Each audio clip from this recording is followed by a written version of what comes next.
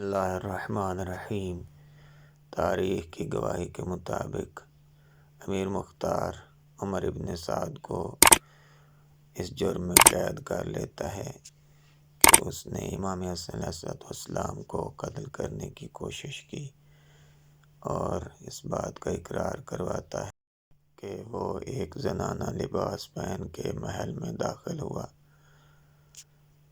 اتنے میں ادھر سے جاریہ اور ناریہ پریشان ہو جاتی ہیں کہ کہیں عمر ابن سعد ہمارا نام نہ لے لے اور ساری بات نہ بتا دے کہ اس کو محل میں آنے میں کس نے مدد کی۔ ادھر سے امیر مختار کو پتہ چلتا ہے کہ امام حسن مجتبیٰ کی بیوی جعدہ بنت اشعث آئی ہیں۔ اتنے میں امیر مختار اپنے چچا سے مشورہ کرتا ہے اور کہتا ہے کہ میں جعدہ سے ملنا چاہتا ہوں۔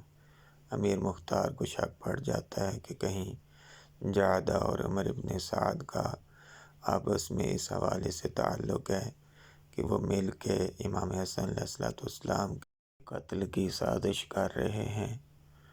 اور ادھر سے امیر مختار نے جعدہ بنت اشعث سے ملاقات کی، جس کے نتیجے میں انہیں معلوم ہوا کہ وہ امام حسن علیہ السلام کو معاویہ سے صلح کرنے پر مجبور کریں۔